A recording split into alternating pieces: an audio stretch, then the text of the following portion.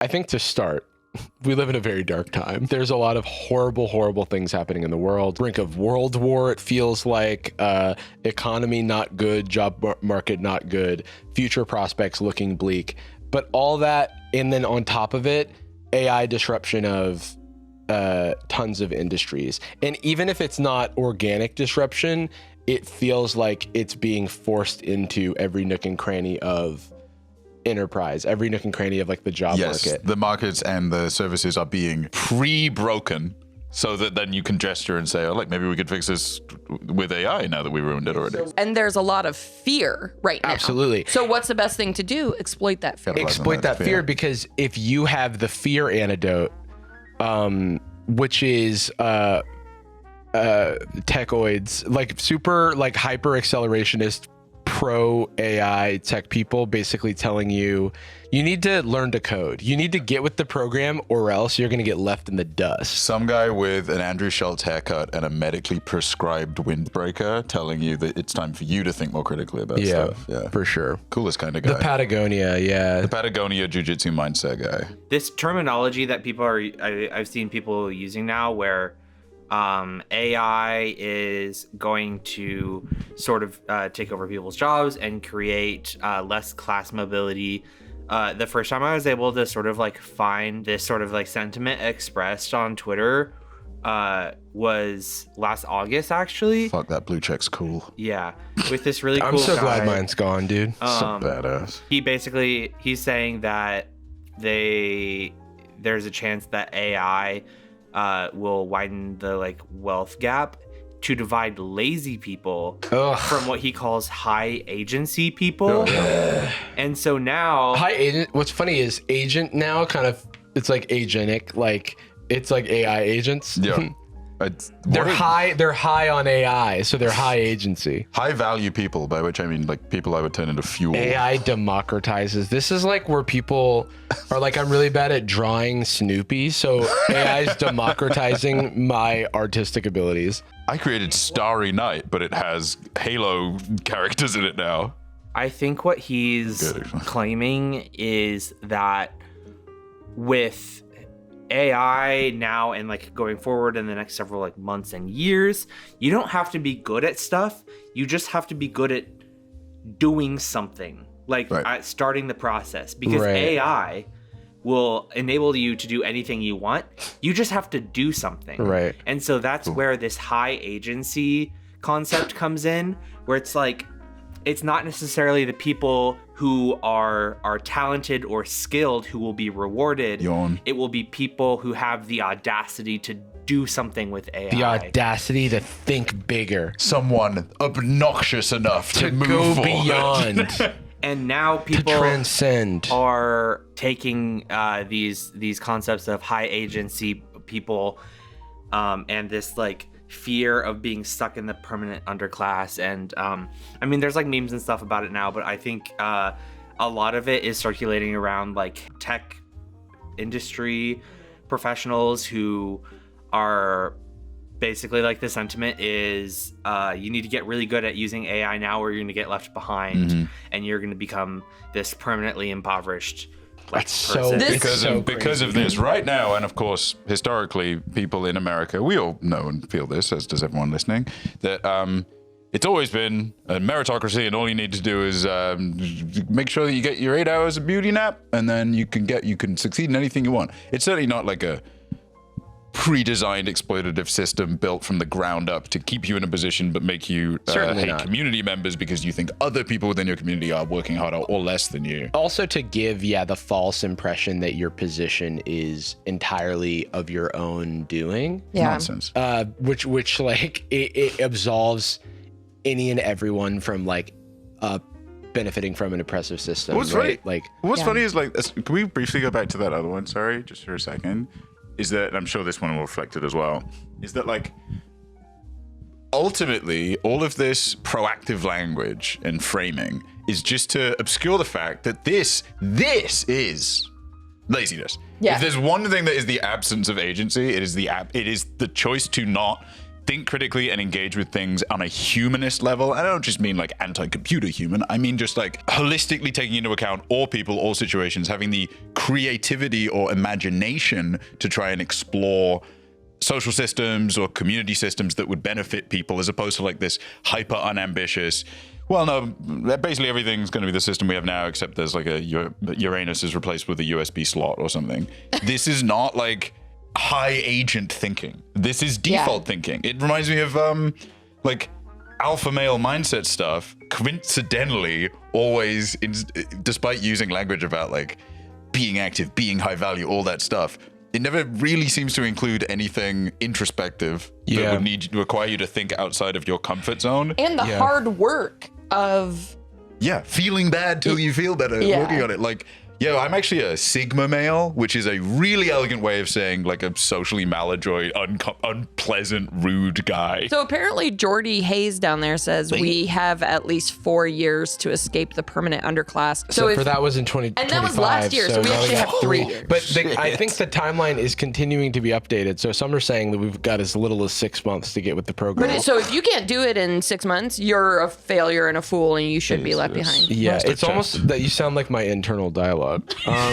This is someone like sort of like perpetuating this sort of like sentiment that like, oh, it's, you know, it's not gonna happen, it's happening now, like it's over. Has there ever I been, sincerely hope you learned to pront. has there ever been That's a the more grossest line I've ever seen. I don't think I've ever seen a more Norwegian username in history. Let me see that. Guys, see where this guy is from? I'm gonna take a stab, say it's somewhere in that realm. Building AI-powered brands.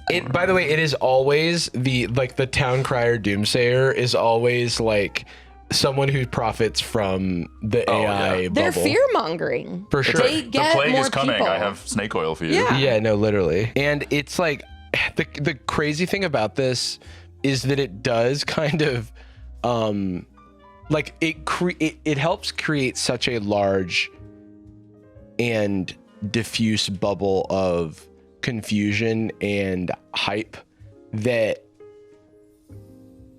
it obscures all of the actual value of like any AI technology, because it has and will continue to like revolutionize certain industries. Like one is my former job of software engineering. Like most people who do that job now are using AI assisted like coding or they're it's a somewhere in their workflow for so many people. It's like a part of like the interview pipelines and stuff like that. It's like the expectation, but that doesn't justify the doubling and tripling of the valuations of these AI companies. They're based on the bet that everyone's going to be eating, sleeping, and breathing AI all the live long day. And if that doesn't happen, then there will inevitably be some sort of bubble pop. So it almost feels like people are, and not economic advice, like I'm not an expert, but it absolutely feels like people are pumping. It feels like people are like, well, I've got, you know, metaphoric or literal stock in this, and I'm trying to pump this so that the hype is as big as possible so that I can cash out, and someone else is like holding the bag. It feels weird seeing this kind of stuff breaking containment a little bit. Yeah. Like why? It's obviously it's not so much new as it is new to being exposed, because like these kinds of people and this kind of rhetoric's existed for a really long time. It's kind of funny to see them get to like a kind of a Kiwi Farms 4chan mindset where now it's nihilist stuff. It's not as much acceleration as it is. Yeah. Everyone's going to die. Might as well get your guzzle. You know what's interesting is like Peter Thiel, I think, is as one of the movers and shakers in this space has that kind of like nihilistic like mentality, which feels like it's like trickle down. But I mean, it reminds me a little bit of the learn to code thing. Like I sincerely hope you learned to prompt. It's like that's like my eyes are so far rolled in the back of my head. What do you mean learned? As if like the thing is, I think that also the PhDs and stuff who are like working on the actual technology are like, obviously they're making money hand over fist, but they're also doing like unique and interesting work. The people who've like self-appointed themselves like the movers and shakers of the next generation, because they can prompt their AI agent. I don't actually think that skill set is as valuable as they've convinced themselves that it is. That's cope for sure. Yeah, because it's like I'm actually an artist now because I said Monkey D. Luffy licking a lollipop.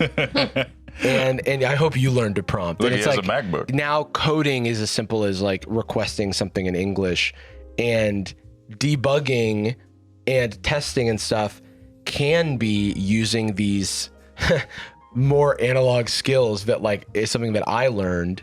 But you can also just have other agents do that for you. And so now it is like kind of a lot of this AI stuff is like the orchestration of agents with different roles. And I kind of could care less about some of that stuff. And it's like the bad part about AI is the like excessive power utilization, which of course is like something that people talk about.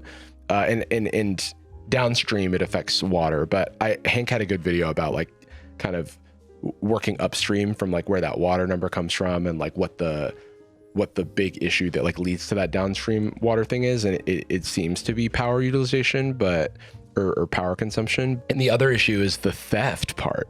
Like the like IP, like the fact, and I can't remember if I've said some of this stuff on the podcast, so stop me, but it's like I believe at the very least OpenAI, allegedly, I'll say, because who knows if they're litigious, but I think multiple of the large players in the AI space have all paid like hundreds of thousands of dollars for this this library of pirated books, because a big thing with AI is data, is clean data. And it's why Scale.ai, you know, became such a big successful company, and Alexander Wong, the CEO of that company, was brought into, they basically did an acqui-hire type thing where they like hired the CEO of that company to lead AI initiatives at Meta. There's like a Atlantic article about the scale of AI's pirated books problem. But anyway, there's been reporting about how these companies have essentially illegally paid hundreds of thousands of dollars to what equates to like some like power broker pirates like Signal chat to like get access to this like gigantic library of pirated materials so that they can have clean data to train their AI models on. And it's like that type of shit is the same mentality that has like Uber entering into cities that it hasn't done the proper like governmental processes with, and then just like eating whatever fines, not permission or whatever. Because the fines are never going to equate to the profits. So from like a emotional standpoint, I sort of feel like this is there's not to get like super conspiratorial about it, but I feel like there's something useful maybe if your concerted effort that you're making, if like your unstated goal is to make people distracted enough or make people worn out enough that like the more kind of predatory things that you're doing at a cultural or institutional level or whatever kind of get ignored, or because people are overwhelmed with other justifiable concerns. The whole AI conversation, or even really any conversation about business as extension for people who are like, the cost of living crisis is so present, but even the dialogue around the cost of living crisis has now been co-opted by the right to be something that's like somehow tied to their advocates. What was the thing that they like put in quotes? Affordability crisis. That's what it was. Like it's something, like as if it's like a myth. It's like Bigfoot. like a cryptozoology. Like we have to find this thing. Yeah. And now I am the president, but there's we have this to find the guy who did this affordability crisis. Yeah, what the hell is going it's on? It's weird. It's like we can afford the wars though. I'm covered in blood holding the knife. Who the hell killed them? Who killed all these people? What's going on? Who looted here? their fucking looted their wares? Well, I'm fixing the previous president. I was president before. Yeah, very well. that guy. But there's 4 years in between. Oh, they did 20 years worth of damage in those 4 years. So you should probably elect me for the next 20. He sneaked in. Yeah, I've had a year and a half. I was tired. Are there more posts about this stuff? Yeah. So I think one of the big reasons that people have been talking about this more recently is that a few weeks ago, Anthropic CEO Dario Amodei, Amadei. he released this essay where he talks about sort of like his feelings about like AI and like where he sees like the technology going.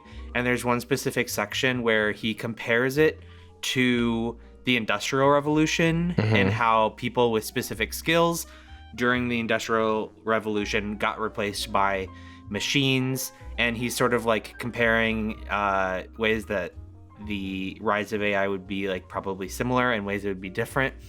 And there's one specific section in here that people have been pointing out where I'm reading something. This underclass thing is crazy. Yeah. AI is affecting people with certain intrinsic cognitive properties, namely lower intellectual ability, which is harder to change. It is not clear where these people will go or what they will do. And I'm concerned that they could form an unemployed or very low wage underclass. So first of all, Gotta keep an eye out for that. first of all, like there's already so many unemployed people. It's like, I worry that there could be this thing where the job market's rough for Oh, the poor thing people. that's happening right now? It's like, what are they describing? This literally could be written around the time of the Industrial Revolution if you took out the term AI. Like, I'm concerned that, you know, people, companies having the agency to selectively cut out people that they're dissatisfied with might create, I don't know, like some kind of underserved class of some kind. To be clear, things somewhat like this, I'm quoting, have happened before. For example, computers and the internet are believed by some economists to represent skill-biased technological change. But the skill biasing was both not as extreme as what I expect to see with AI and is believed to have contributed to an increase in wage inequality. So it is not exactly a reassuring precedent. What's the skill? Yeah. I would have to click that link and see what they're specifically referring to, but I have to imagine. Oh, sorry. No, I mean now. Well, they're talking about like a lot of knowledge work and stuff, like even programming, right? Like it's like programming is an analog skill that is kind of being rendered inert by AI, the actual act of like writing like code, let's say. And so a lot of those people are very close to the AI that's replacing it, so will become arbiters of that AI and develop a new skill set that I guess that's what they're like arguing. Okay. I don't disagree that this, like, even if 80% of everything AI is just completely bunk and based on like false promises, I think there will be a sliver of some like stuff that cuts through the definitely. noise. It's kind of like an appeal to authority, where like this would make total sense if the top of the pipeline gatekeeper arbiters of this were unbiased, nepo-free, holy trinity judgment position. But no, it's not. It's not currently. Nothing has ever been that way. No, it has always been access based. Yeah. Like what the fuck? Like I'm not like uniquely podcasting talented. It's a series of circumstances that led to it.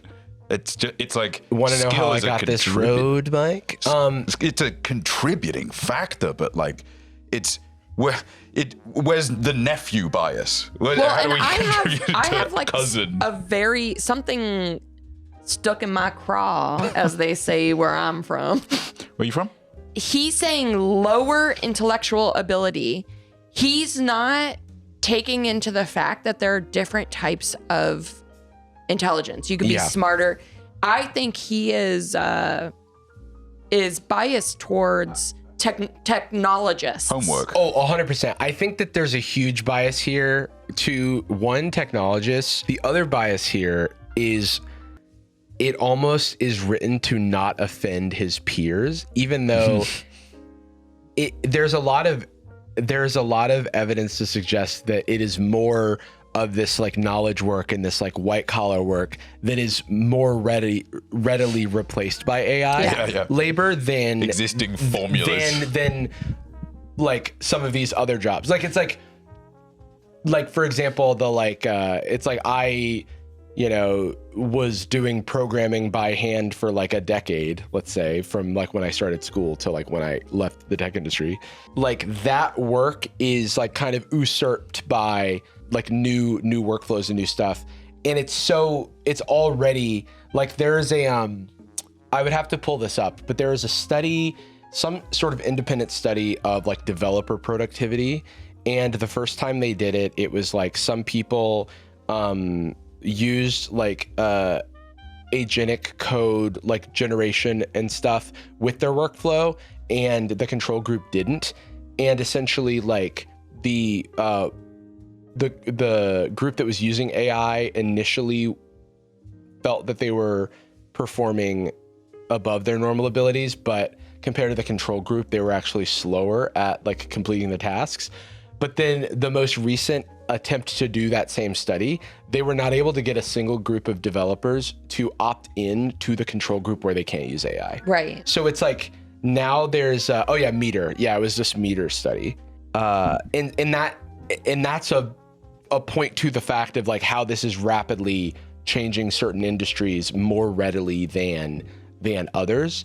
So it's weird for like Amade, for example, to talk about this like downstream thing when like upstream closer to the work that he's doing, there's already AI like replacing some of these worker things, but you don't want to offend those sensibilities. Right. You instead want to appeal to this like false superiority that these like high intellect people, because it's like these people are smart people, but it doesn't mean that their job can't be like on average. But like in certain informed, I would say they're on average they're good at math and they're good at physics and they're good at programming, which it's like we've studied like programming aptitude, and like some people it clicks with, some people it doesn't, like any other skill set, and like those things it is not I don't like, again, I'm not the CEO of Anthropic, and so he might be privy to data or information that I'm not, but like it seems that it is agnostic of whatever perception of intelligence you have, and it's more about the way that these models ingest and process information and how readily that can be turned into a product. It's been very easy to take a job that is highly about text transformation and to feed it to like an agent to then continue to transform text. And there's lots of problems that a lot of developers burn out because they're solving the same problems in different ways over and over and over again, when there's like an old way of doing things that's like an old faithful that still works, but developers like consistently like reinvent the wheel, sometimes seemingly to keep themselves interested. Yeah, dude. My TV needs another update. Why is that? Because I have to go to work. There's something to do.